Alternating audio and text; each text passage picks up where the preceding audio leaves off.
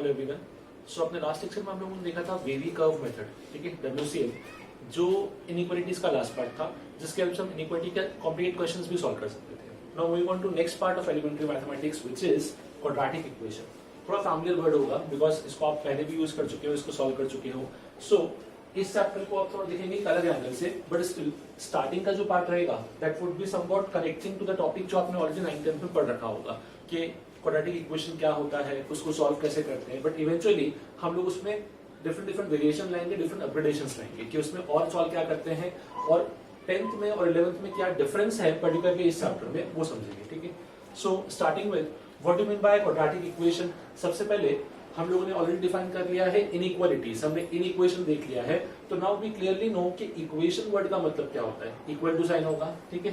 And quadratic it denotes a polynomial of degree 2, ठीक है। So जो आपने पढ़ा था that is ax² plus bx plus c equals to 0 अगर मैंने लिखा तो ये बनेगा मेरे पास एक जनरल क्वाड्रेटिक इक्वेशन। नाउ यहाँ पे ये जो a b और c है इनको हम बोलते हैं आर्बिट्ररी कांस्टेंट। आपके लिए भी शायद थोड़ा नया वर्ड हो, इसको समझना।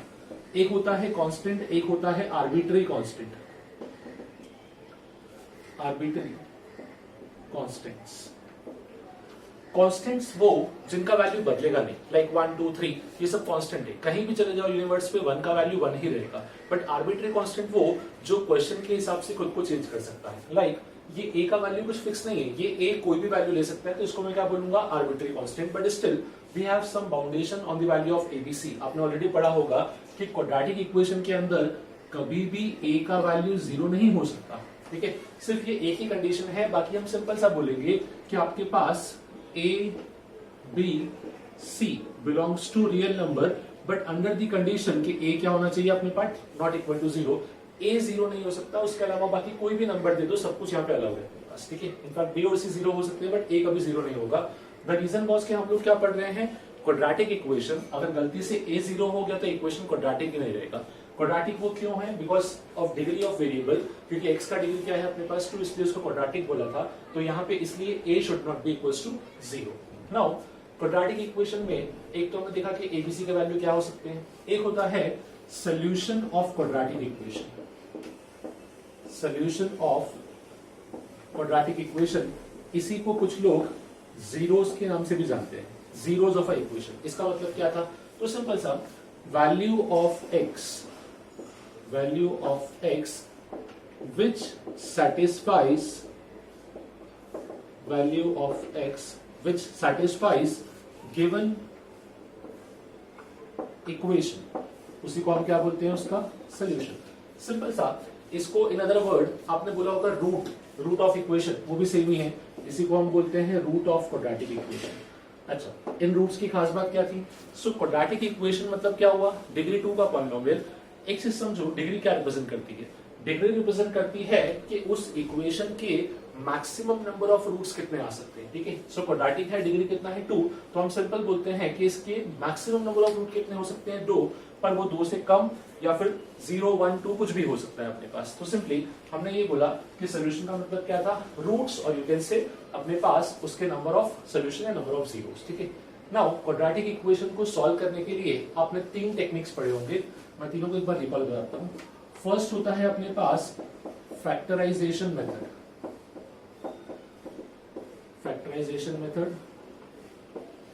Second is completing the square technique,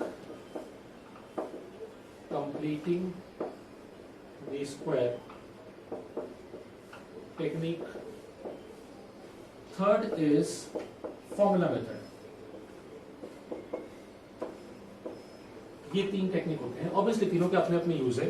but अगर एक क्वाड्रेटिक इक्वेशन दिया और आपसे बोला कि सॉल्व कर दो, तो सबसे ज्यादा रिकमेंड आप ये करते हो यूजुअली, मतलब ये आप यूज करते हो formula method. The reason being कि सिंपल है, एक फॉर्मूला होता है जो आपको याद होता है जनरली, तो आप सीधा अप्लाई कर देते हो। बट ऐसा नहीं है कि फर्स्ट और सेकंड को यूज नहीं है, इनके अपने अपने यूजेस है, ठीक है। तीनों मेथड अपने को आनी चाहिए, नो डाउट। किसी भी मेथड से आंसर निकालो, आंसर पे इंपैक्ट नहीं होगा, आंसर वुड बी सेम, भले आपने मेथड 1 लगाया हो या 2 या फिर 3, ठीक है। सो सबसे पहले हमको इन तीनों मेथड को डिस्कस करना है कि ये तीनों मेथड क्या होती है और तीनों को अप्लाई कैसे करना है। नो डाउट आंसर के लिए आप कोई भी निकाल सकते हो, बट आगे आपको समझेगा कि पर्टिकुलरली मैं तीनों मेथड पे फोकस क्यों कर रहा हूँ। द रीजन इज कि हमेशा आपको क्वाड्रेटिक का सोल्यूशन नहीं पूछेगा, वो 10th में हो गया ऑलरेडी, वहां उसने पूछ लिया कि इसका सोल्यूशन बताओ, इसके जीरो बताओ। यहाँ पे उसका एप्लीकेशन पार्ट आएगा। एप्लीकेशन पार्ट मतलब क्या होता है कि डायरेक्टली क्वाड्रेटिक ना देके कोई ऐसा इक्वेशन दिया जो क्वाड्रेटिक में रिड्यूस होता होगा, तो आपको इनमें से टेक्निक्स को यूज करना पड़ेगा। या फिर कभी कभी हम लोगों को इक्वेशन को स्क्वायर में कन्वर्ट करना होता है, दैट इज कंप्लीट स्क्वायर, तो हम लोग सेकंड टेक्निक को यूज करते हैं। So it is very much important कि हम लोग तीनों मेथड को पढ़े। नो डाउट मेथड 1 जो है इसके लिमिटेशंस है, ठीक है, बट मेथड 2 और मेथड 3 अपने पास हर जगह अवेलेबल है, इसको आप कहीं भी यूज कर सकते हैं। Method 1 has certain limitation. The reason इसका नाम क्या है, फैक्टराइजेशन मेथड। तो ये मेथड वहीं चलता है जहां पे आप इजीली फैक्टर्स के फॉर्म में इसको स्प्लिट कर सकते हैं, ठीक है। लाइक एक सिंपल सा एग्जांपल लेता हूं, सपोज करो x square minus 5x plus 6 equal to 0। ये मैंने आपको एक क्वाड्रेटिक इक्वेशन दिया, बोला कि इसको सॉल्व करो यूजिंग फैक्टराइजेशन टेक्निक। तो क्या करोगे, फैक्टराइजेशन हम लोग क्या करते थे, मिडिल टर्म को स्प्लिट करते थे। अच्छा, इसी चीज को कुछ जगह कई जगह बोलते हैं स्प्लिटिंग द मिडिल टर्म, एक ही बात है, स्प्लिटिंग द मिडिल टर्म बोले फैक्टराइजेशन दोनों सेम टेक्निक होती है अपने पास। सो मिडिल टर्म को स्प्लिट करना है अपने को दो टर्म्स में, सच दैट उसका सम क्या आना चाहिए -5, प्रोडक्ट क्या आना चाहिए 6, तो ये हो जाएगा -2 एंड -3। तो सिंपल से आप इसको लिख दोगे x square minus 2x minus 3x plus 6 equal to 0। इन दोनों में कॉमन क्या आ जाएगा x, तो इट बिकम्स x माइनस 2। इन दोनों में कॉमन आया -3, again x minus 2 equal to 0। So ये हो गया x minus 2 into x minus 3 equal to 0। आपने सीधे बोल दिया x equal to 2 and x equal to 3। कुछ भी वर्क करेगा, आप किसी भी वैल्यू को ले सकते हो, दोनों वैल्यू चलेगा। यहाँ पे और बोल लेते हैं हम लोग एंडिंग x इक्वल टू 2 और x इक्वल टू 3, दोनों वैल्यूज पे ये इक्वेशन सेटिस्फाई करेगा, बिकॉज हमको पता है क्वाड्रेटिक के दो रूट्स मैक्सिमम आ सकते हैं, तो यहाँ पे दो रियल रूट मिले आपको। सो ये हमने क्या टेक्निक यूज किया अभी, फैक्टराइजेशन। नाउ नेक्स्ट समझते हैं कि कंप्लीटिंग द स्क्वायर टेक्निक क्या होता है, उसको अप्लाई कैसे करते हैं। Okay, now completing the square method को अप्लाई कैसे करना है वो समझते हैं। मैं आपको कुछ स्टेप्स दूंगा, अगर आपको ऑलरेडी पता है अप्लाई कैसे करना है तो यूज योर ओन स्टेप्स, वो भी चलेगा। द इंपॉर्टेंट पार्ट इज कि वो स्टेप्स का कंडीशन मैच होना चाहिए, जो स्टेप्स पे फॉर्मूले आपको आ रहे हैं। मे बी आपके अकॉर्डिंग स्टेप्स कुछ अलग होंगे, हिसाब से अलग होंगे, बट फाइनली अपना इक्वेशन सेम बनना चाहिए इसका। नाउ जिनको नहीं आता वो यहाँ पे देख लीजिए एक बार कि क्या क्या आपने को स्टेप्स फॉलो करना होते हैं। स्टेप 1 सबसे इंपॉर्टेंट स्टेप यहाँ पे मिस होता है बहुत लोगों का। सबसे पहले आपको एक चीज ऑब्जर्व करनी है, make coefficient of x square equals to 1। ठीक है, इक्वेशन को स्टार्ट करने के पहले जब भी आपको कंप्लीटिंग स्क्वायर लगाना हो, सबसे पहली कंडीशन इसको कोई भूलना नहीं, कि बहुत ज्यादा यूज में आती है, मिस्टेक करते हो। एक्स स्क्वायर जो अपना होगा इक्वेशन में, उसका कोफिशिएंट क्या बनाना है अपने को 1। सपोज वो 2 हुआ या 3 हुआ तो उसको उससे डिवाइड कर दो, will get the coefficient 1। Next is हम लोग को निकालना है third term, find third term. Now ये थर्ड टर्म क्या होता है, where third term is equal to half into coefficient of x the whole square. ये होता है अपना थर्ड टर्म। अब जैसे आपको पहले आपने कोफिशिएंट एक्स को 1 बनाया, फिर आपको एक्स का एक टर्म दिखा होगा, वो एक्स का coefficient, you know what is coefficient, like a हुआ coefficient of x square, b हुआ coefficient of x and c हुआ कांस्टेंट टर्म। तो हमको देखना है कोफिशिएंट ऑफ एक्स, जो भी कोफिशिएंट ऑफ एक्स लिखा होगा उसको हाफ करेंगे और उसका पूरे का स्क्वायर करेंगे, उसको हम क्या बोलते हैं third term. Now third step is add third term on both sides of equation, on both sides of equation. इससे होगा क्या, जब वो third term left hand side पर ऐड होगा तो आपका जो लेफ्ट हैंड साइड है LHS will form a square of the type a plus b whole square or a minus b whole square, and RHS will be a constant term, and RHS will be a constant term. Now अब क्या हुआ होगा, जब इस step को apply करोगे तो left hand side में तो आपको एक परफेक्ट स्क्वायर दिखेगा, इसलिए इसको हम बोलते हैं कंप्लीटिंग द स्क्वायर। वो स्क्वायर या तो a प्लस बी का स्क्वायर होगा या फिर a माइनस बी का स्क्वायर होगा, और राइट साइड पे एक कांस्टेंट टर्म दिखेगा। अब हम लोग क्या करेंगे, स्क्वायर को रिमूव करेंगे। So taking square roots both the sides, taking square roots both sides,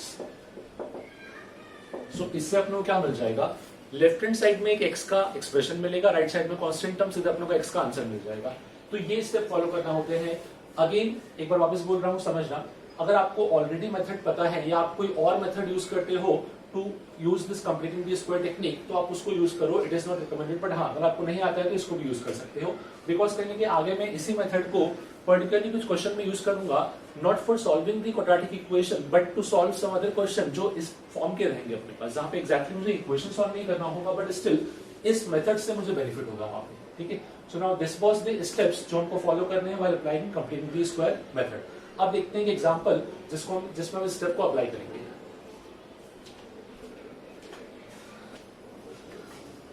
okay, मैंने दो एग्जांपल लिखे हुए हैं, दोनों को ट्राई करते हैं। दोनों में से पहला एग्जांपल तो वही जो हमने अभी सॉल्व किया था बाय यूजिंग फैक्टराइजेशन मेथड। मैंने उसी एग्जांपल को लिया है जस्ट टू क्रॉस चेक कि अपना आंसर जो वहां से आया था और जो यहाँ पे आता है वो डिफरेंस तो नहीं है। ऑब्वियसली लॉजिकल डिफरेंस बिल्कुल नहीं हो सकता, बट स्टिल हम देखते हैं कि मेथड को अप्लाई कैसे करना है। पहला स्टेप क्या था, make coefficient of x square equal to 1। वो ऑलरेडी 1 था तो पहला स्टेप यहाँ पे स्किप हो गया, ठीक है। अगर यहाँ 1 की जगह कुछ और लिखा होता लाइक इन दिस केस, तो पहले उसको 1 बनाते, बट फिलहाल यहाँ पे ऑलरेडी 1 था तो मैंने उस स्टेप को स्किप कर दिया। I directly come to next step. Next step में हम लोग क्या करते थे, थर्ड टर्म फाइंड आउट करते थे। अपना थर्ड टर्म क्या होता था, half into coefficient of x। आपको कितना दिख रहा है कोएफिशिएंट ऑफ x यहाँ पे, -5 दिख रहा है। ध्यान रखो नेगेटिव साइन के साथ लेना है, वैसे फर्क नहीं पड़ेगा बिकॉज फाइनली क्या होने वाला है स्क्वायर, तो नेगेटिव लो या ना लो फर्क नहीं पड़ता, but still for the understanding of concept it is important कि इसका कोएफिशिएंट -5 है। Coefficient is the number attached with the variable, तो अगर मुझे कोएफिशिएंट ऑफ x चाहिए था तो it should be equal to -5। Now अपना थर्ड टर्म क्या आ गया, ये आ गया अपने पास 25/4। अब हमने क्या बोला था, जो थर्ड टर्म आया है उसको दोनों साइड ऐड करो, लेफ्ट हैंड साइड भी और राइट हैंड साइड भी। सो ये कैसा बनेगा, ये कुछ इस तरीके से दिखेगा, x square minus 5x plus 25/4 plus 6 equals to 25/4। Now इन तीन टर्म्स को ऑब्जर्व करना, यहीं से अपने को वो हिंट मिलता है कि कंप्लीटिंग द स्क्वायर अप्लाई कैसे होगा। क्या इसी को रीअरेंज करके मैं ऐसा लिख सकता हूं, देखना, x square minus 2 into x into 5/2 plus 5/2 square equals to 25/4 minus 6। मैंने किया क्या समझोगे, सिर्फ इक्वेशन को अरेंज किया है, मैंने कोई चेंजेस नहीं किए मैथमेटिकली। सबसे पहले मैं 6 को यहां ले गया बिकॉज यहां 6 का कोई यूज नहीं था। 25/4 कैन बी रिटन एज 5/2 का स्क्वायर, ठीक है। नाउ यहाँ पे दिख रहा था a स्क्वायर, यहाँ पे दिख रहा था b स्क्वायर, तो बीच में क्या होना चाहिए 2ab, तो मैंने वही किया, 2 into a is x, b is 5/2। Finally इसको सॉल्व करने पे क्या मिलेगा, 5x ही मिलेगा, वही तो लिखा था। सो ये क्या बन गया, a square minus 2ab plus b square. तो इसको मैं लिख सकता हूँ x minus 5/2 b whole square equals to, अब यहाँ क्या आ जाएगा 25 माइनस 24, दैट मीन्स 1/4। अब यहाँ पे एक इंपॉर्टेंट स्टेप है, इसको ध्यान रखना है, मिस्टेक भी होता है। जब स्क्वायर को रिमूव करोगे, दोनों साइड रूट लोगे, तो क्या होगा, यहाँ पे अपने को कुछ ऐसा कंडीशन मिलेगा, लेफ्ट हैंड साइड पे बनेगा x माइनस 5/2 इक्वल टू 1/4 का रूट क्या होता है 1/2, बट यहाँ पे आएगा प्लस माइनस। द रीजन इसके आपने स्क्वायर को रूट में कन्वर्ट किया है, तो अगर मैं 1/2 का स्क्वायर लूं तो वो भी कितना होता है 1/4, और माइनस 1/2 का स्क्वायर भी क्या हो जाएगा 1/4। लास्ट स्टेप में मुझे x का वैल्यू निकालना था, तो x के दो आंसर आएंगे। पहला आएगा 1/2 प्लस 5/2, इसको शिफ्ट किया पॉजिटिव के साथ। दूसरा आंसर क्या रहेगा माइनस 1/2 प्लस 5/2। खुद ही ऑब्जर्व कर सकते हो, 1/2 प्लस 5/2 मतलब कितना हो गया, तो एक आंसर आ गया x is equal to 3, that is 6/2। Minus 1/2 plus 5/2, 5/2 minus 1/2 मतलब कितना आ गया 4/2, सो x इक्वल्स टू 2। यही अपना आंसर आया था through factorization, x equal to 2 और x इक्वल टू 3। आप खुद ही बोलोगे सर वो मेथड ज्यादा इजी था, नो आई नो कि वो मेथड ज्यादा इजी था, बट स्टिल इसके स्टेप्स इंपॉर्टेंट है, आगे हमको स्टेप्स काम होंगे, ठीक है। चलो इसी टेक्निक को वापस से अप्लाई करते हैं इस क्वेश्चन में।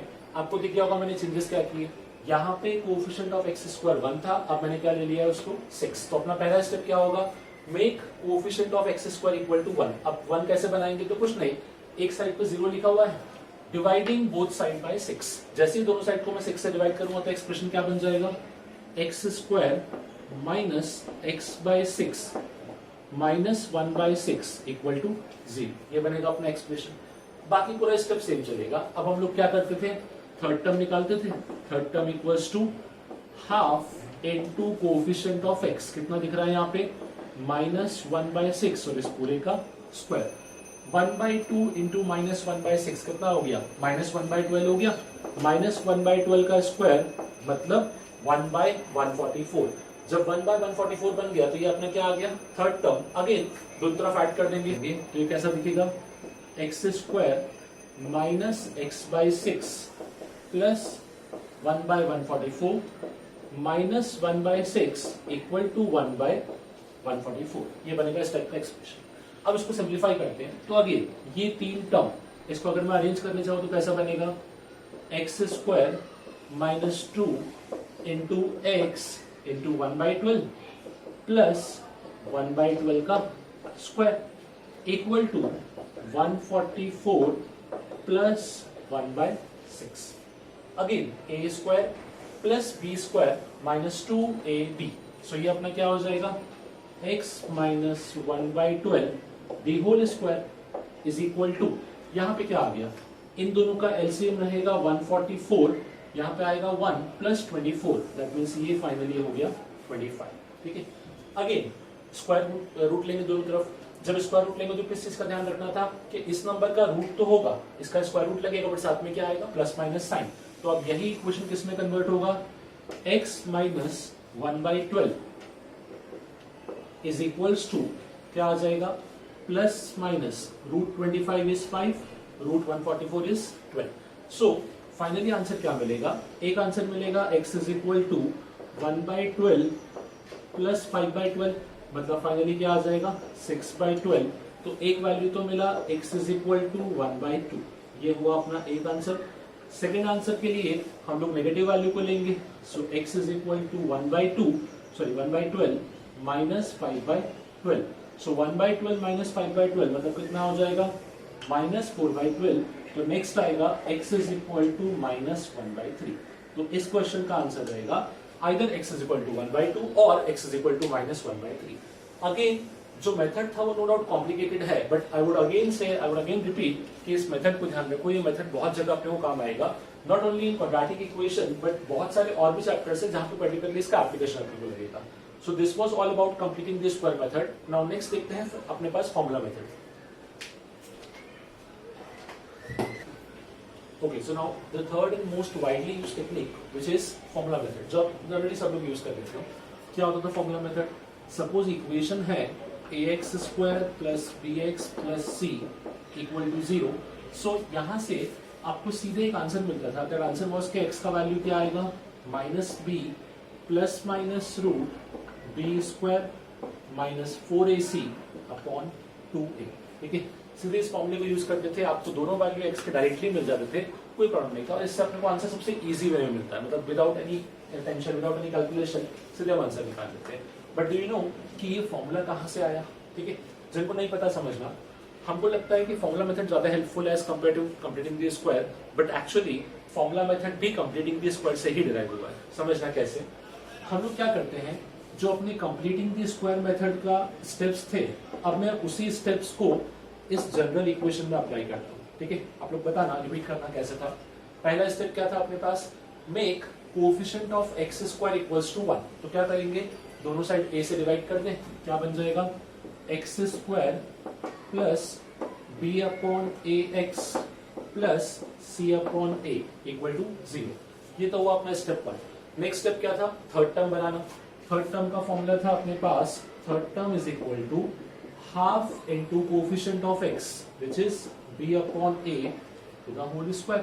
so finally ये क्या बनेगा, b square upon 4a square। अब इस थर्ड टर्म को हम इक्वेशन के दोनों तरफ ऐड करेंगे, so क्या बन जाना चाहिए, x square plus b upon a x plus b square upon 4a square plus c upon a equal to b square upon 4a square, दोनों तरफ ऐड करना था मुझे। नाउ अब ये जो तीन टर्म है इनको अरेंज करें। कैसे अरेंज करेंगे? X square plus b upon a x है, इसको I can write 2 into x into b upon 2a plus ये हो जाएगा b upon 2a the whole square is equal to b square by 4a square minus c by, ये बनेगा अपना टर्म। Now left hand side को अगर मैं ऑब्जर्व करूं तो अगेन वही formula a square plus 2ab plus b square, तो ये बना अपना a plus b the whole square which is nothing but x plus b upon 2a the whole square is equals to, यहाँ पे क्या आ जाएगा अपने पास? अब इन दोनों का एलसीएम ले लो 4a स्क्वायर। जब मैं इन दोनों का एलसीएम लूंगा 4a स्क्वायर, सो ऊपर क्या होगा? यहाँ तो b स्क्वायर और यहाँ पे 4a मिसिंग था बिकॉज 4a यहाँ पे बचा हुआ है यहाँ पे, सो ये क्या हो जाएगा? b square minus 4ac। I hope आपको एलसीएम वाला पार्ट आता हो already. b square by 4a square था, तो यहाँ पे ऊपर 4a का मल्टीप्लाई, नीचे 4a का मल्टीप्लाई, तो नीचे क्या बन जाएगा? 4a स्क्वायर, तो यहाँ आ जाएगा b square minus 4ac upon 4a square. Now next step क्या होता था? स्क्वायर को हटाएंगे। जब स्क्वायर को हटाते तो हम लोग क्या लगाते थे? रूट लगाते थे, प्लस माइनस साइन, तो क्या बनेगा? x plus b by 2a is equal to plus minus square root of b square minus 4ac the whole divided by 4a square. Root को मैं सेपरेट कर सकता हूँ, न्यूमरेटर में अलग डिनोमिनेटर में अलग, तो फाइनली कैसा दिखेगा? x plus b upon 2a is equal to plus minus root b square minus 4ac whole upon 4a square का रूट कितना हो जाएगा? This will be 2a। तो फाइनली मुझे x का वैल्यू क्या मिलेगा? ये हो जाएगा minus b upon 2a plus minus root b square minus 4ac whole upon 2a। So x का वैल्यू बन जाएगा अपने पास minus b plus minus root over b square minus 4ac the whole divided by 2a। ये आया था अपना x का वैल्यू। सो एग्जैक्टली जो आपका फॉर्मूला है वो डिराइव कहां से हुआ था? Through completing the square. इसलिए मैं उस पार्ट पर फोकस कर रहा था कि कंप्लीटिंग द स्क्वायर पे ज्यादा ध्यान दो, बिकॉज वहीं से अपना क्या बना है, फॉर्मूला भी अपना वहीं से बना है। सो कभी कभी क्या होता है, कुछ क्वेश्चंस में डायरेक्टली फॉर्मूला काम नहीं करेगा, बट फॉर्मूले के स्टेप्स आर इंपॉर्टेंट। हम बोलते हैं ना कि किस चीज को आप डिराइव कर लो, सो डिराइव करके आंसर याद रखो which is very much important, but उसका डेरिवेशन के स्टेप्स अगर आपको पता होंगे तो you can change the question और you can alter the method. कि सपोज उसने क्वेश्चन में कुछ ट्रिक कर दिया, तो वो ट्रिक को आइडेंटिफाई करने के लिए आपको डेरिवेशन करना पड़ेगा, ठीक है? इसीलिए डेरिवेशन पार्ट इंपॉर्टेंट है। तो again I am repeating, completing the square के जो स्टेप्स को ध्यान रखो, बहुत जगह उसको हम यूज करेंगे। सो दिस वाज फॉर्मूला मेथड का डेरिवेशन के फॉर्मूला मेथड कहां से आया, कैसे बना था। अब कुछ क्वेश्चंस देख लेते हैं डायरेक्टली क्वाड्रेटिक इक्वेशन को सॉल्व कैसे करेंगे। ओके, सो कुछ क्वेश्चन देखते हैं। नाउ क्वाड्रेटिक इक्वेशन की डायरेक्ट क्वेश्चन, इक्वेशन सॉल्व करने में आपने ऑलरेडी बहुत सारे कर रखे होंगे, तो हम डायरेक्टली क्वेश्चंस नहीं देखेंगे, और उसमें क्या क्या वेरिएशन पॉसिबल है, क्या ट्विस्ट हो सकते हैं, उनको ऑब्जर्व करते हैं। लाइक दिस क्वेश्चन, यहाँ क्या बोला है? If one of the root of equation 2x square minus 5x plus k is equal to 0 is 5 plus root 17 upon 4, then find k। मतलब क्या हुआ, मुझे एक इक्वेशन दी है जिसमें एक कांस्टेंट k और है, ठीक है, और साथ में मुझे एक रूट दिया हुआ है ना। रूट का मतलब क्या था? रूट का मतलब value of x which satisfies our equation. तो एक रूट दिया है और साथ में k का वैल्यू बोला है, तो सिंपल सा क्वेश्चन हो गया, अगर ये रूट है इक्वेशन का तो ये वैल्यू इस इक्वेशन को सेटिस्फाई करना चाहिए। तो हम लोग क्या करेंगे, x की प्लेस पे ये नंबर पुट कर देंगे। जैसे ही मैं x की प्लेस पे नंबर पुट करूंगा तो पूरे इक्वेशन में यहाँ पे सिर्फ न्यूमेरिकल वैल्यू हो जाएंगे और यहाँ पे क्या बचेगा, k, सीधा k का वैल्यू मिल जाएगा। तो वही अप्रोच है इस क्वेश्चन में, पर्टिकुलरली ऐसे किसी भी क्वेश्चन में जहां पे आपको क्वाड्रेटिक इक्वेशन दिया with some arbitrary constant k और बोला कि k का वैल्यू निकालो सच दैट इस इक्वेशन का एक रूट ये है, हमको दोनों रूट नहीं चाहिए, एक रूट से भी काम हो जाएगा। तो वही एक रूट को इक्वेशन में पुट कर दो, you will get the answer. So वही हम लोग यहाँ पे करेंगे, रूट को पुट किया तो क्या बनेगा, 2 times of 5 plus root 17 by 4 the whole square minus 5 times of 5 plus root 17 whole upon 4 plus k equal to 0। Now इसको सिंप्लीफाई करते हैं। सो जब इसको सिंप्लीफाई किया तो क्या आ जाएगा, 2 टाइम्स 5 प्लस रूट 17 का होल स्क्वायर मतलब यहाँ पे अप्लाई होगा a plus b the whole square which is a square plus 2ab 2 into 5 into root 17 plus b square which is 17 whole upon 4 का स्क्वायर क्या बन जाएगा 16 माइनस ये 5 को अंदर मल्टीप्लाई कर लेते हैं so 25 plus 5 root 17 whole upon 4 plus k equal to 0। Now अब यहाँ पे इस 2 को इस 16 से कैंसिल कर सकते हैं एंड पैरेलली 25 प्लस 17 ये कितना हो जाएगा 42 so this become 42 plus 10 root 17 whole upon cancel किया तो यहाँ पे अपॉन में 8 आ जाएगा the whole divided by 8 minus ये पार्ट तो सेम रहेगा 25 plus 5 root 17 whole upon 4 plus k equal to 0। Now इन दोनों में से 2 कॉमन आ सकता है जब 2 कॉमन लूंगा तो 2 भी इससे कैंसिल होगा सो फाइनली यहाँ क्या बचेगा 21 प्लस 5 रूट 17 अपॉन 4 माइनस यहाँ हो जाएगा 25 plus 5 root 17 whole upon 4 plus k equal to 0। Now इन दोनों के अपॉन में 4 दिख रहा है तो एलसीएम लेके सिंप्लीफाई कर लूं जब इनका एलसीएम लेके सिंप्लीफाई करूंगा तो क्या बनेगा 21 plus 5 root 17 minus 25 minus 5 root 17 the whole divided by 4 and plus k equal to 0। यहाँ पे 5 रूट 17 माइनस 5 रूट 17 दोनों कैंसिल हो गए 21 minus 25 this becomes minus 4 upon 4 plus के इक्वल टू 0 तो ये तो माइनस 1 बन गया माइनस 1 प्लस के इक्वल टू 0 दैट इंडिकेट्स के इक्वल्स टू क्या आ गया अपने पास सो ये होगा अपना डायरेक्टली के का वैल्यू। ठीक है प्रोसेस सिंपल सा था रूट दिया था इक्वेशन दिया तो हमने क्या किया अगर ये रूट है तो सेटिस्फाई करना ही चाहिए इक्वेशन को अपने वही स्टेप को यूज कर दिया डायरेक्टली अपने को आंसर मिल गया। नो डाउट इसी इक्वेशन को सॉल्व करने का एक टेक्निक और है बट वो आप अभी नहीं समझ पाओगे जब आगे हम लोग इसका नेक्स्ट कॉन्सेप्ट पढ़ेंगे तब क्लियर हो जाएगा कि इसी को एक टेक्निक से और भी सॉल्व कर सकते हैं बट फिलहाल के लिए जब भी आपको इक्वेशन का रूट देंगे तो हम लोग क्या करेंगे रूट को इक्वेशन में पुट करेंगे और जो भी आर्बिट्री कांस्टेंट निकालना होगा लेकिन दिस केस के उसके को हम लोग फाइंड आउट करेंगे।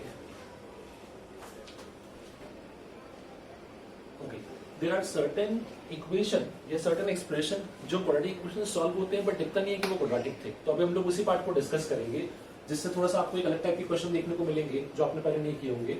इसको हम बोलते हैं equation reducible to quadratic equation. Now जैसे एक सिंपल सा मैंने एग्जांपल लिखा हुआ है ये क्वेश्चन को हमको सॉल्व करना है।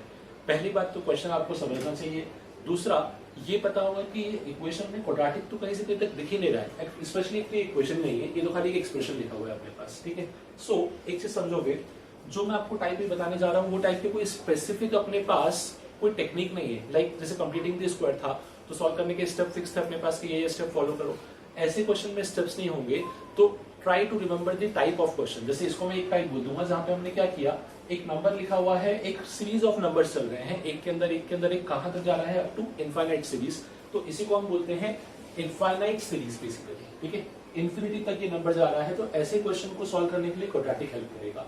नाउ कैसे हेल्प करता है ये समझना। सेकेंडली आपको ये पता होना चाहिए कि ये इन्फिनिटी का मतलब क्या होता है। ठीक है दिस इन्फिनिटी डिनोट्स कि ये सीरीज अनएंडिंग है बहुत दूर तक जा रही है। ठीक है अब एक कॉन्सेप्ट को ध्यान रखो इन्फिनिटी एक बहुत बड़ा नंबर होता है। ठीक है तो एक बहुत बड़े नंबर में से अगर आपने कुछ एक 1 सब्ट्रैक्ट किया या आपने उसमें 1 ऐड किया तो उसको कुछ फर्क नहीं पड़ता। कहने का मतलब ये हुआ कि इन्फिनिटी -1 बोलो या इन्फिनिटी +1 बोलो वो तो इन्फिनिटी ही रहेगा और उसी छोटे से कॉन्सेप्ट का हम लोग यहाँ पे यूज करते हैं। देखना कैसे ऐसा कोई भी क्वेश्चन आएगा जहां पे अपने पास चेन ऑफ नंबर्स रहेगा अप टू इन्फिनिटी तो इसको स्टार्ट कैसे करते हैं सबसे पहले इसको अज्यूम कर लो x। ठीक है हमको x ही फाइंड आउट करना है तो मैंने इस पूरे चेन ऑफ नंबर्स को अज्यूम कर लिया x which is √20 plus √20 and up to infinity इस पूरे को मैंने x बोला। अब इसी x को मैं वापस से कैसे लिख रहा हूं समझना इस x को मैं वापस से लिख रहा हूं √20 प्लस यहां पे एक ब्रैकेट लगाया √20 plus √20 and up to infinity. Difference समझने का ट्राई करना मैं कर क्या रहा हूं। जैसे मैंने आपको एक्सप्लेन किया कि इन्फिनिटी में +1 करूं, इन्फिनिटी में -1 करूं, कुछ फर्क नहीं पड़ता। वैसे ही ये √20 कितनी बार लिखा हुआ है, इन्फिनिट टाइम्स लिखा हुआ है। अगर इन इन्फिनिट टाइम्स में से मैंने किसी एक को हटा भी दिया, लेट अस से अगर मैंने इस पूरे टर्म को x अज्यूम किया है, थोड़ी देर के लिए मान लो कि बाहर कोई नंबर था ही नहीं, ये कुछ था ही नहीं अपने पास, तो ये भी आपको क्या दिखेगा, x ही दिखेगा। मैंने उसी को एक्सप्रेस कर रखा है, समझना। x is this complete expression. अब मैंने क्या किया, जो आउटर मोस्ट टर्म था उसको कवर कर दिया, ठीक है। मैं बोल रहा हूँ कि ये क्वेश्चन में है ही नहीं, तो ये भी क्या बना है, ये भी तो अपना x बना है। कहने का मतलब ये हुआ कि हम लोग ट्राई करते हैं रिपीटेड पैटर्न को आइडेंटिफाई करने का, और out of those repeated pattern first term को कवर कर देते हैं। तो मैंने वही किया, रिपीटेड पैटर्न क्या था, रूट के अंदर 20 प्लस रूट के अंदर 20 and so on, repeated pattern था। तो फर्स्ट टर्म को मैंने कवर कर दिया, तो वापस से क्या बन गया, x। अब मैं क्या करूंगा, इस एक्सप्रेशन को I can write x is equal to √20 तो एज इट इज, और ये वापस से मुझे क्या दिख रहा है, प्लस x दिख रहा है। सो इस टाइप का कंक्लूजन बनेगा, ठीक है। अब हम लोग क्या करेंगे, स्क्वायरिंग बोथ द साइड्स। जैसे ही स्क्वायरिंग बोथ द साइड्स किया तो क्या आ जाएगा, x² equal to 20 plus x। Now आप समझ गए होंगे कि क्वाड्रेटिक का एग्जांपल कैसे हुआ, बिकॉज फाइनली ये जो एक्सप्रेशन था through the proper assumption calculation किस में रिड्यूस हो गया, एक अपने पास रिड्यूस हुआ in a you can say quadratic equation. अब इसको हम सॉल्व कर सकते हैं। So x² minus x minus 20 equal to 0। ये वाला पार्ट आपको सॉल्व करना आता है, बट द इंपॉर्टेंट पार्ट कि यहां से यहां तक पहुंचना कैसे है। सेकेंडली ध्यान रखो इस टाइप के क्वेश्चन को, ऐसा कोई भी क्वेश्चन आएगा तो अपना अप्रोच फिक्स रहेगा, इसको हम बोलते हैं इनफाइनाइट सीरीज, ठीक है। नाउ अब इसको सॉल्व कर लेते हैं, फैक्टराइजेशन यूज कर लें। सो इसी को I can write x² minus 5x plus 4x minus 20 equal to 0। Taking x common तो क्या बन जाएगा, x minus 5 plus 4 common, again x minus 5 equal to 0। So finally reduce होगा ये x plus 4 into x minus 5 equal to 0। यहां से मुझे x के दो वैल्यूज मिलेंगे, x इक्वल टू -4 और x इक्वल टू 5, ठीक है। बट द प्रॉब्लम इज कि हमको तो एक नंबर का वैल्यू निकालना था, एक नंबर का दो आंसर कैसे आ सकता है, ये तो एक ही होगा। बट अब मैं ऑब्जर्व करूंगा कि यहाँ पे क्या है, रूट लगा हुआ है, क्या किसी भी रूट का आंसर नेगेटिव आ सकता है, नहीं। दैट मीन्स ये वैल्यू डिस्कार्ड हो गया, अपना आंसर रहेगा जो क्वेश्चन दिया गया था उसका वैल्यू कितना होना चाहिए, इक्वल टू 5। क्रॉस चेक भी कर सकते हो, हमने क्या माना था कि बाहर के वैल्यू को हटाओ कोई फर्क नहीं पड़ता, ठीक है। चलो इस बाहर के वैल्यू को हटा दिया तो मेरे हिसाब से इस नंबर का आंसर क्या आना चाहिए, 5 आना चाहिए। 5 प्लस 20 दैट बिकम्स 25 का रूट वापस से क्या मैच हो गया, 5। तो वो खुद को अपने हिसाब से अरेंज कर लेगा बाय यूजिंग द कॉन्सेप्ट कि इंफिनिटी में आप छोटा मोटा कोई भी नंबर ऐड कर दो, वापस से वो क्या रहेगा, इंफिनिटी। वेदर आप ऐड करो या सबट्रैक्ट करो उस पर कोई इंपैक्ट नहीं होगा।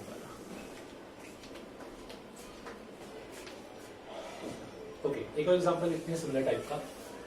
डायरेक्टली देखना आपको दिख रहा होगा कि ये क्वेश्चन किसी भी एंगल से क्वाड्रेटिक सीधे दिख नहीं रहा है, बिकॉज यहाँ पे x का डिग्री ऑलरेडी 4 हो चुका है, पावर 2 पावर 1 तो 4 बन जाएगा। बट ऐसे क्वेश्चन को भी रिड्यूस कैसे कर रहा हूँ वो समझना। थोड़ा सा ऐसे क्वेश्चन के लिए आगे कुछ कॉन्सेप्चुअल अप्रोच अपने को पता होनी चाहिए। सो इसलिए हम लोग एग्जाम्पल से केसेस देख रहे हैं, बिकॉज एक बार इन केसेस को देख लोगे तो आगे आपको अप्रोच जिस देख लोगे अप्लाई करना आसान हो जाएगा। लाइक इस क्वेश्चन को मैं क्या कर सकता हूँ, इस x को आई कांट डू एनीथिंग, तो इनको मैं लिखता हूँ x into x plus 2।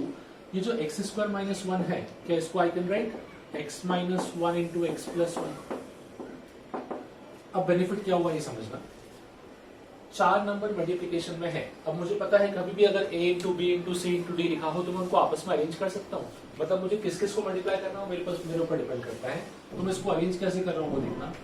x into x plus 1 multiplied by x plus 2 into x minus 1 equal to minus.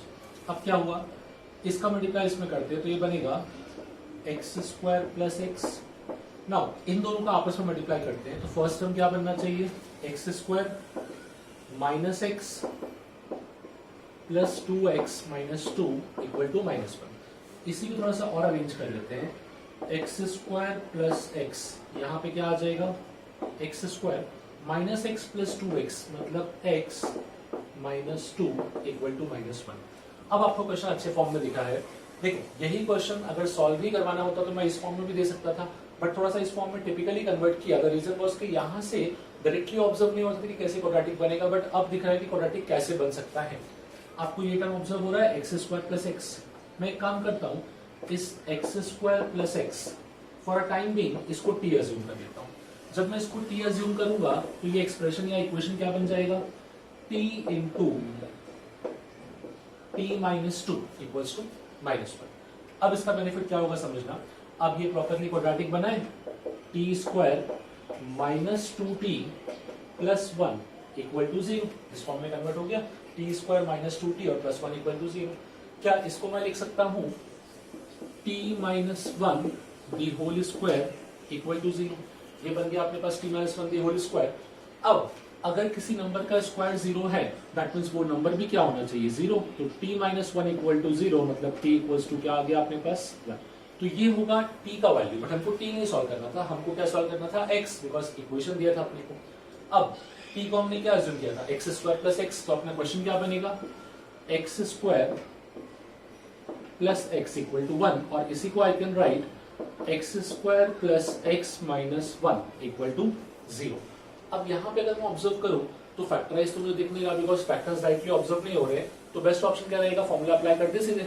जैसे ही फॉर्मूला अप्लाई किया तो इसके फैक्टर्स या इसके रूट क्या आ जाएंगे, minus one plus minus root B square मतलब one minus four A C, तो it becomes plus four whole upon two, ये बनेगा अपना सोल्यूशन। तो x का वैल्यू क्या आ गया, x का वैल्यू आया minus one plus minus root five whole upon two. So finally मुझे x के दो आंसर मिले, x का एक आंसर है minus one plus root five whole upon two, और इसी x का सेकेंड आंसर है minus one minus root five whole upon two. अब हमने एक चीज को डिस्कस भी किया था कि डिग्री क्या इंडिकेट करता है, किसी भी इक्वेशन का डिग्री इंडिकेट करता है कि उसके मैक्सिमम नंबर ऑफ सॉल्यूशन कितने हो सकते हैं। इसका डिग्री क्या था, डिग्री मतलब x का हाईएस्ट पावर, तो इसका हाईएस्ट पावर 4 था। सो इसका मतलब ये कि 4 सॉल्यूशन हो सकते हैं, इट इज नॉट नेसेसरी कि 4 ही होंगे, जैसे इस केस में 2 ही सॉल्यूशन मिल रहे हैं अपने को। सो ये 2 ही इसके सॉल्यूशन है, बाकी 2 सॉल्यूशन जो होंगे वो नॉन रियल होंगे। ना ये नॉन रियल क्या होता है ये आप आगे पढ़ोगे। सो बेसिकली हमने इस क्वेश्चन को क्वाड्रेटिक में सॉल्व कैसे किया वो क्लियर हुआ। मैंने एक्सप्रेशन को इस तरीके से अरेंज किया कि वो इजीली क्वाड्रेटिक में रिड्यूस हो गया अपने पास।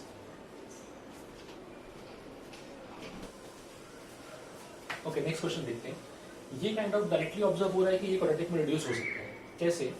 सो अगर मैं इस एक्सप्रेशन या इस इक्वेशन के अंदर ये जो 4 रेज टू एक्स लिखा है, क्या इसको I can write 2 raise to x का स्क्वायर।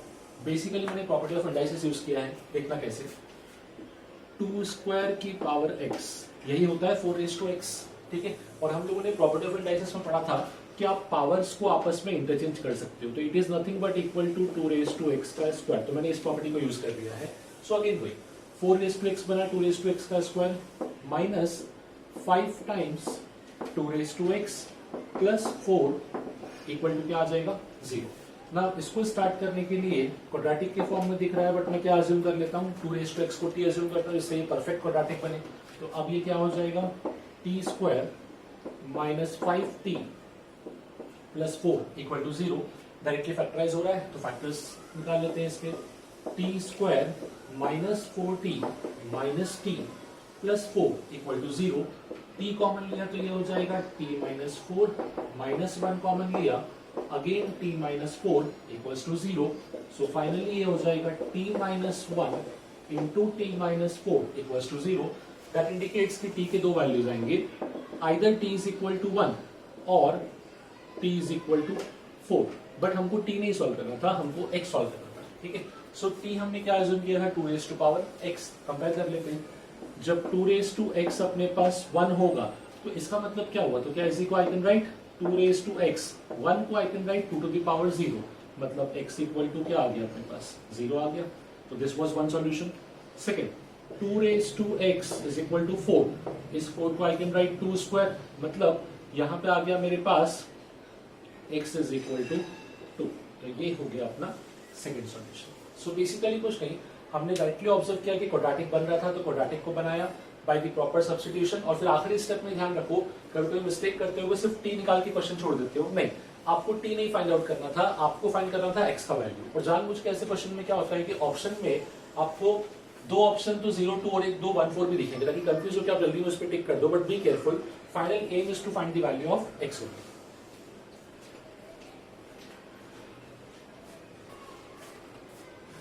ओके, एक कैटेगरी क्वेश्चन और ऑब्जर्व करते हैं।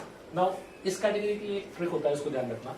जब भी आपको ऐसे केसेस दिखें जहां पे कंसेक्यूटिव नंबर्स हो या फिर नंबर विद कांस्टेंट गैप हो, लाइक यहाँ पे कंसेक्यूटिव कैसे बोल रहा हूँ, एक एक के गैप पे नंबर चल रहे हैं, x+3 फिर x+2 फिर x+1, तो ऐसे सभी क्वेश्चन को स्टार्ट करने के लिए सबसे बेस्ट होता है कि इन नंबर्स का पहले मीन निकालो। मीन मतलब क्या होता है, इनका एवरेज निकालो और जो एवरेज आएगा उसको y पुट करो, ठीक है। लाइक यहाँ पे मैं ऑलरेडी कर सकता हूँ x+3 x+2 x+1, इन सबका मीन क्या आएगा, तो मीन इनका x+2 आ जाएगा। मीन निकालने का फॉर्मूला क्या होता था, sum of all the numbers divide by total of total numbers. So इसको आप ऐसा लिख सकते थे, x+3 plus x+2 plus x+1 whole upon total numbers is 3। So x plus x कितना हो गया 3x, 3 + 2 + 1 ये हो गया 6 होल अपॉन 3। तो इसी को I can right x+2। Generally consecutive numbers में आपके पास क्या होगा कि जो मिडिल टर्म होगा वही आपका मीन आएगा हमेशा। ऐसे किसी भी क्वेश्चन को स्टार्ट करने के लिए जब आपने मीन निकाल लिया, अब उस मीन को उठा के हम लोग पुट करेंगे t। नाउ अब देखते हैं क्वेश्चन क्या बनेगा। अगर x+2 t है तो क्या इसको I can write t+1 to the power 4, ये तो हो गया t directly t to the power 4, और इसको I can write t-1 whole to the power 4 equals to 98। Actually होता क्या है, जब मीन को हम यूज करते हैं, एवरेज को यूज करते हैं, तो क्वेश्चन एक सिमेट्रिक फॉर्म में कन्वर्ट होता है। What you mean by symmetric form, t से 1 यूनिट पीछे ये है और t से 1 यूनिट आगे ये है, तो दोनों सिमेट्रिक फॉर्म में कन्वर्ट होते हैं। नाउ अब मुझे इसका फॉर्मूला चाहिए। नो डाउट आपको फॉर्मूला नहीं आता है, इनफैक्ट मुझे भी नहीं आता, डोंट वरी। सो इसको सॉल्व कैसे करते हैं समझना। हमने लेक्चर 1 में, फर्स्ट लेक्चर में पढ़ा था एक फॉर्मूला a+b+c का होल स्क्वायर, मैं उसको यूज करूंगा, बट कैसे, मुझे निकालना है t+1 का स्क्वायर। सो क्या इसको I can right, sorry t+1 की पावर 4 निकालना है। सो इसको I can write t+1 square का भी स्क्वायर, और ये हमको पता है t+1 का स्क्वायर कितना होगा, t² + 2t+1 भी होल स्क्वायर, ठीक है। अब मैं यहाँ पे फॉर्मूला अप्लाई करूंगा a+b+c का होल स्क्वायर, जो हमने लेक्चर 1 में सीखा था। यहाँ पे ट्रिक क्या था उसका, पहले इंडिविजुअल टर्म का स्क्वायर, हर एक टर्म का इंडिविजुअल स्क्वायर कर लो, फिर साथ में दो टर्म का प्रोडक्ट, तो वही अब इसको अप्लाई करते हैं। यहाँ मुझे मिलेगा फर्स्ट टर्म का स्क्वायर तो t⁴ हो गया, सेकेंड टर्म का स्क्वायर 4t², थर्ड टर्म का स्क्वायर 1, तीनों का इंडिविजुअल स्क्वायर हो गया। Now taking any two terms at a time, पहले इन दोनों टर्म्स को लिया, तो 2ab मतलब 2t² × 2t। फाइनली ऑब्जर्व करो तो ये कुछ ऐसा दिखेगा 40³ 2 × 2t मतलब 40 × t² मतलब 40³ plus 2bc 2 times this into this, तो ये हो गया 40। Next is 2ac, so plus 2t²। ये बनेगा अपना फाइनली फॉर्मूला किसका, t+1⁴। नाउ आपको समझेगा कि सिमेट्रिसिटी का बेनिफिट क्या था। जब मैं t-1⁴ का फॉर्मूला निकालूंगा तो देखना वो कैसा बनेगा, t-1 whole to the power 4। So इसको आप क्या लिखोगे, t-1 का स्क्वायर और इस पूरे का वापस से स्क्वायर, दैट मीन्स ये बनेगा t² - 2t + 1 इस पूरे का स्क्वायर। ना इसको भी सॉल्व कर लेते हैं स्क्वायर करके। सो ऑब्जर्व करना फॉर्मूले में क्या क्या चेंज आएगा, first term as it is, second term भी as it is, third term भी एज इट इज, इनमें कोई चेंजेस नहीं था। नाउ जब 2ab निकालूंगा तो अब ये नेगेटिव हो जाएगा, मतलब -4t³। नेक्स्ट 2bc तो ये भी नेगेटिव होगा, -4t, बट ये पॉजिटिव होगा, सो प्लस 2t²। बेनिफिट समझोगे क्या होगा, जब मैं इन दोनों को ऐड करूंगा, ठीक है, जब मैं इन दोनों को ऐड करूंगा, सो 40³ और -40³ कैंसिल, +40 -40 कैंसिल। सो बेसिकली इन सबके वैल्यूज पुट करते हैं। देखना t+1 की power 4 plus t⁴ plus t-1 की पावर 4, तो first expression plus second expression plus third expression, तीनों को ऐड करता है। स्टेप बाय स्टेप ऑब्जर्व करो, t⁴ 3 बार आ गया तो मैंने लिखा 3 times t⁴। Next is t³ का टर्म, यहाँ तो t³ का टर्म था नहीं, यहाँ आपस में दोनों क्या हो गए कैंसिल, तो t³ का टर्म नहीं आएगा। नेक्स्ट इज t² का टर्म, यहाँ पे t² का टर्म नहीं था, यहाँ पे 4t² + 4t², आगे और भी है 4 और यहाँ पे 2, 6t² हो गया, 4 और यहाँ पे 2 6, तो 6t² + 6t² मतलब फाइनली ये बन गया 12 times T square. Next is T का टर्म, टी का टर्म जो भी था वो आपस में कैंसिल हो गए और कोई टर्म था ही नहीं। Next is constant term, constant term क्या दिख रहा है, यहाँ पे 1 और यहाँ पे 1, 2, so plus 2 is equal to 98। Observe करो मैंने किया क्या है, मैंने इन दोनों का फॉर्मूले से वैल्यू निकाला और उसको यहाँ पुट कर दिया बस खाली। अगर डायरेक्टली कंफर्टेबल नहीं है तो आप अपने आप इसको एक एक वैल्यू लिख के देखो, you will get the same equation, ठीक है। It should be 3t⁴ plus 12t² plus 2 equal to 98। इसी इक्वेशन को I can write 3 times t⁴ plus 12t² minus 96 equal to 0। इस पूरी इक्वेशन में से 3 कॉमन निकल जाएगा, 3 कॉमन निकाल तो इक्वेशन क्या बनेगा, t⁴ plus 4t² minus 32 equal to 0। इस 3 को हटा दो यहां से, t जाएगा 0 में तो इक्वेशन दिखेगा t⁴ plus 4t² minus 32 equal to 0। अब ये काइंड ऑफ अ क्वाड्रेटिक बन गया है। इसको फैक्टराइज कर लें तो वो नंबर जिनका सम आएगा 4 प्रोडक्ट आएगा minus 32, that should be 8 and 4 plus 8 and minus 4। तो इसको I can write t⁴ plus 8t² minus 4t² minus 32 equal to 0। इन दोनों में कॉमन क्या आ जाएगा, t² बचेगा t² प्लस 8 माइनस 4 कॉमन, यहां बचेगा t² प्लस 8 इक्वल टू 0। सो इसके दो टर्म्स आए मेरे पास, t² plus 8 into t² minus 4 equal to 0. That means either t² should be equal to minus 8 or t² should be equal to 4. But ये तो possible ही नहीं है, क्यों? क्योंकि किसी भी नंबर का स्क्वायर कभी नेगेटिव नहीं आ सकता। तो t² इक्वल टू माइनस 8 ये तो डिफाइन नहीं होगा अपने पास, तो इस पार्ट को भूल जाते हैं। Next is t² equal to 4, इसको समझना। अगर t² 4 है तो क्या I can say t is equal to plus minus 2, because 2 का स्क्वायर भी 4 माइनस 2 का स्क्वायर भी 4। अब t का वैल्यू आ गया, बट हमको t नहीं सॉल्व करना था, हमको x सॉल्व करना था, ठीक है। तो हम लोग क्या करेंगे, t की जगह पे x प्लस 2 पुट कर देंगे। सो मुझे केस मिलेगा या तो x plus 2 equal to plus 2 हो जाए, या फिर x प्लस 2 इक्वल टू आ जाए माइनस 2। सो अगर x plus 2 equal to plus 2 हुआ मतलब x इक्वल टू कितना आ गया, 0।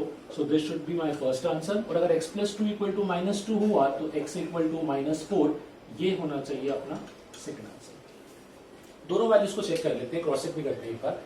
0 पुट करते हैं, 0 पुट किया तो यहां कितना आ जाएगा, 3 to the power 4, 3 to the power 4 is 81। 0 यहां पुट किया, 2 to the power 4, 2 to the power 4 is 16। यहां 0 पुट किया, 1 to the power 4 is 1। 81 plus 16, 97 plus 1 98, ये करेक्ट आ गया। जब हम पुट करेंगे माइनस 4, माइनस 4 पे क्या होगा, यहां बनेगा माइनस 1, माइनस 1 की पावर 4 मतलब 1, minus 4 plus 2 that is minus 2 की पावर 4 दैट इज 16, तो यहाँ पे 16, माइनस 4 प्लस 1 मतलब माइनस 3 की power 4 which is 81। Again same conclusion. So हमने किया क्या, जो इक्वेशन डायरेक्टली क्वाड्रेटिक नहीं था, इनफैक्ट डिग्री 4 का था, उसको हमने क्वाड्रेटिक बनाया और रिजोल्व किया।